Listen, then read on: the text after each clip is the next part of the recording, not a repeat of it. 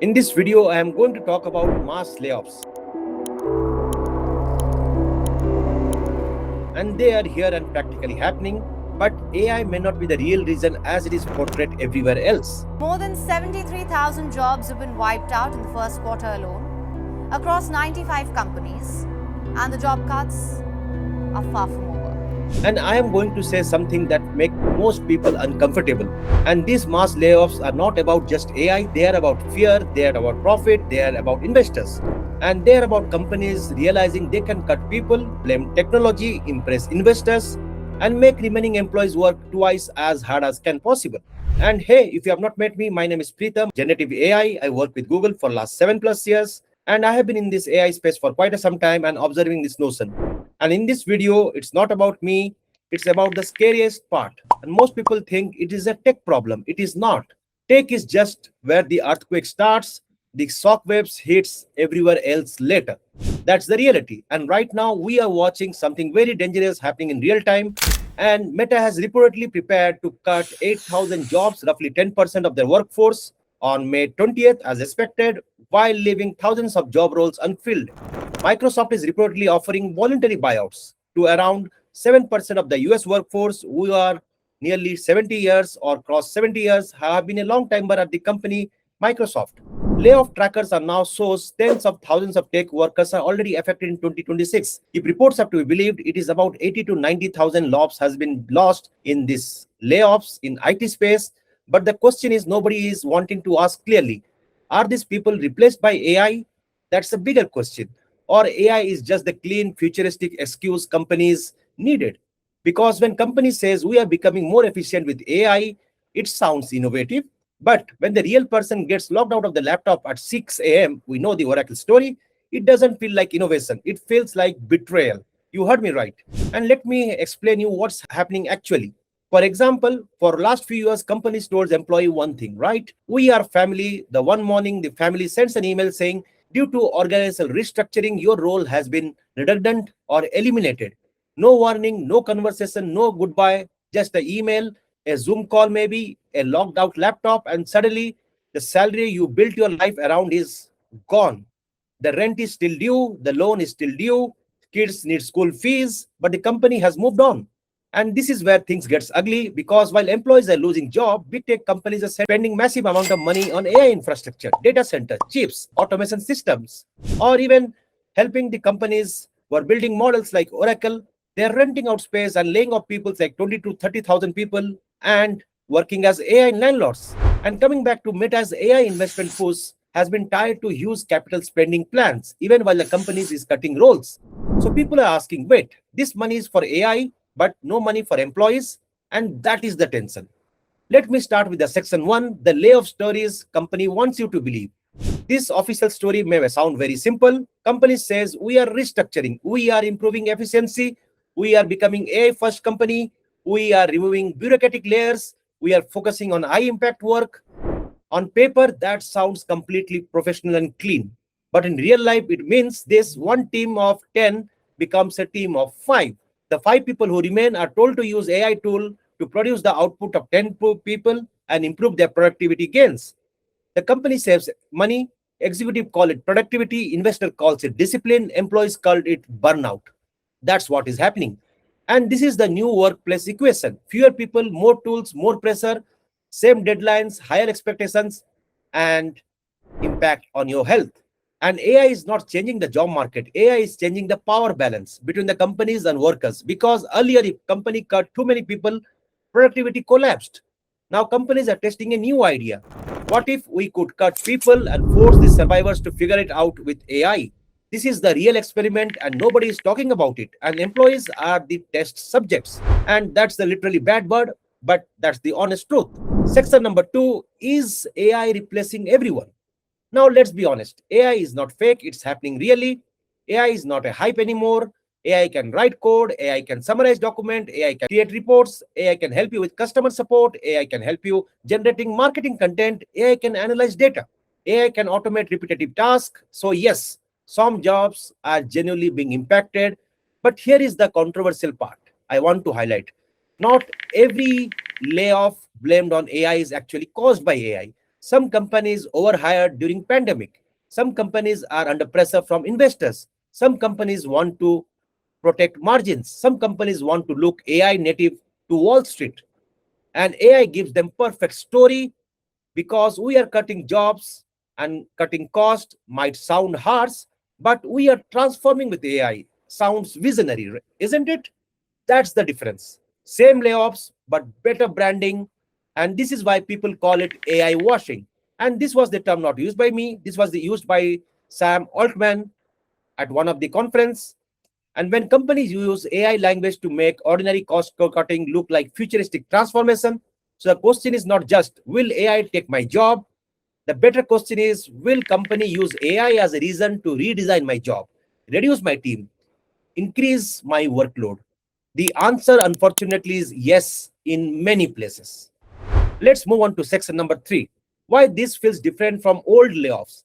So layoffs are not new. Companies have been cutting jobs in the past, but this wave feels different for 3 reasons.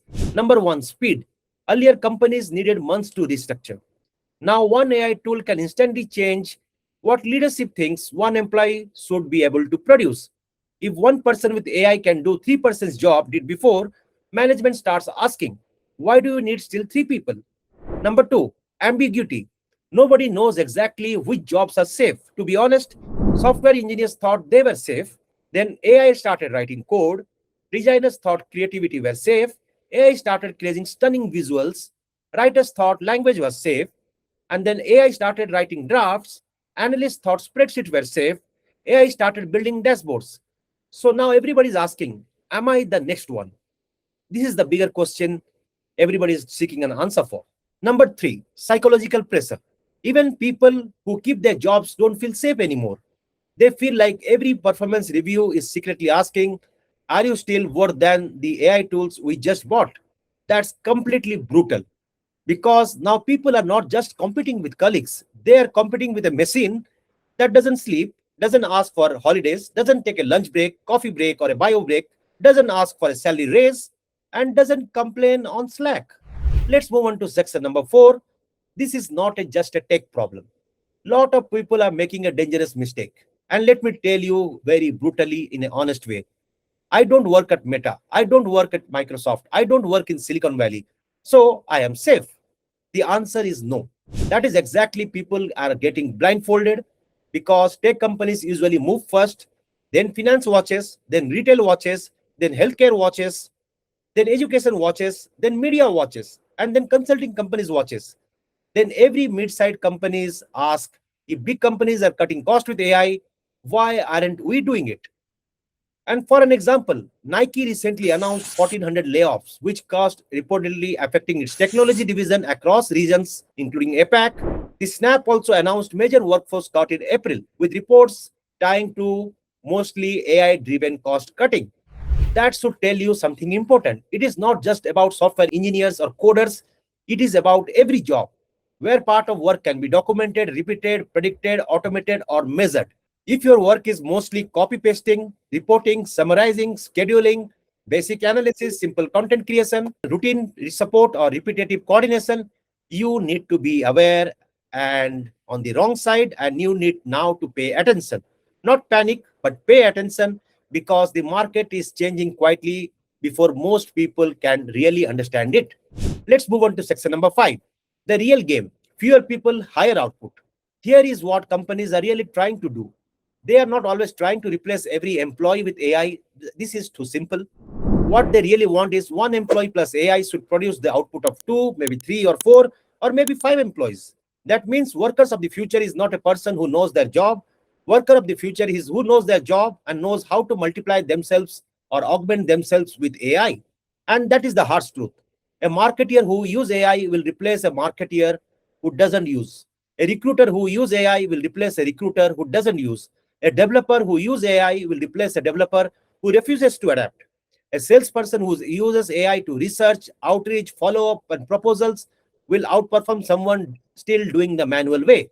So, no, AI may not directly take your job, but someone using AI better than you might take your job. And this is a sentence everyone needs to hear. And let me move on to section number 6.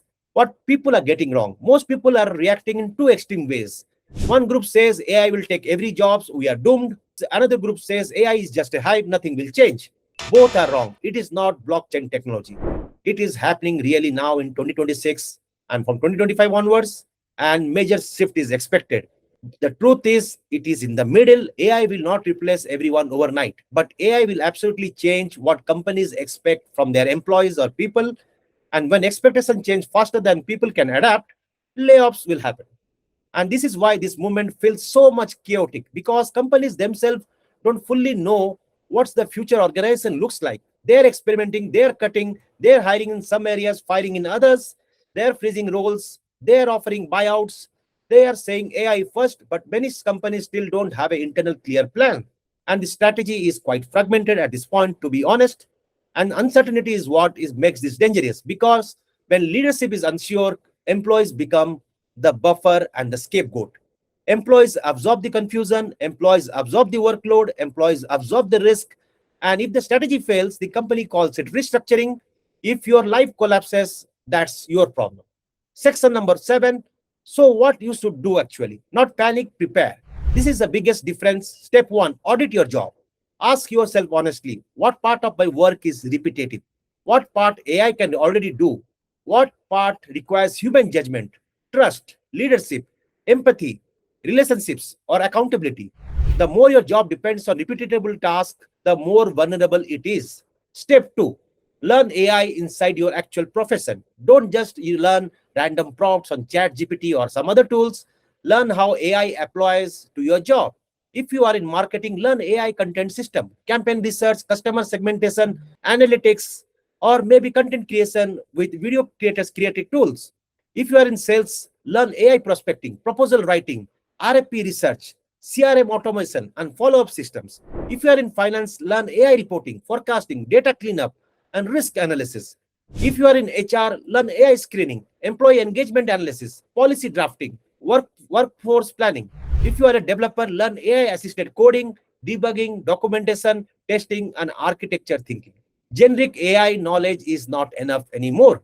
We are literally in Web 2, where agentic AI is literally crushing everywhere. Your specific job requires AI leverage. You heard me right. Step 3, build proof. Don't just say, I know AI, show it. Create a portfolio, document your workflows, so before and after results, so how you save time, so how you used AI responsibly and ethically. Because in the new market, your resume cannot say what you did, it needs to show how you create the leverage. Step 4, reduce financial fragility. This is uncomfortable part. If layoffs are happening suddenly, you cannot live your life with every paycheck, because that is not guaranteed anymore. Build emergency savings, reduce unnecessary expenses, update your resume before you need it, reconnect with your network before you are desperate. Because the worst time to prepare for layoff is after the email arrives at 6 a.m. in your inbox. Step 5, become harder to remove. This means you doesn't have to work 16 hours a day. It means becoming connected to outcomes the company cares about: revenue, cost saving, productivity, customer retention, operational efficiency, risk reduction, product quality. If your work is invisible, you are easier to cut. If your work clearly removes business metrics, you are harder to ignore. If your work clearly moves the business metrics, you are harder to ignore. Let's move into something very important, section number 8, the most important warning. Here is the part nobody wants to say. Loyalty alone will not protect you. But at a company for 10 years will not even protect you. Working weekends will not protect you. Being nice will not protect you. Because layoffs are not emotional decisions, they are spreadsheet decisions, honestly. Somewhere, someone looking at a column, salary, role, cost, redundancy, future need, AI replacement potential, and your entire life may be reduced to single one row. And that may sound harsh, but that's the brutal truth. But pretending that is not happening is worse. That is why you cannot wait for the company to save you. You have to build your own leverage. Your skills, your network, your professional brand, your AI ability, your savings, your options. Because the people with options panic less, and the people without options get easily scrapped and become the easy scapegoat. Section number 9, that is my final takeaway. So, mass layoffs are happening because of AI. Partly, yes, AI is changing work, AI is automating tasks, AI is helping companies to do with fewer people, but this is not the full story. Full story is bigger. AI has become the perfect justification for the companies, unfortunately, to cut cost, impress investor, reset bloated teams, push more pressure to the workers who remain. So the real question is, will AI replace me? Is not the real question. The real question should be, am I becoming more valuable in a world where AI exists? Because that is the game now. Not fear, not denial, adoption. The people who ignore this shift may be shocked. The people who panic may freeze, but the people who prepare, they will have a serious advantage. So here is my question for you. Do you think these layoffs are really because of AI, or are companies using AI as a blunt excuse to cut people they already wanted to cut? Comment below AI replacement or AI excuse. And if you want a practical video on how exact AI skills every employee should learn in 2026 to stay relevant, subscribe to the channel, because that video might be the next video from my side if I see a lot of engagement. And I speak about a lot of the productivity hacks. Stay tuned to my channel, and thanks for watching.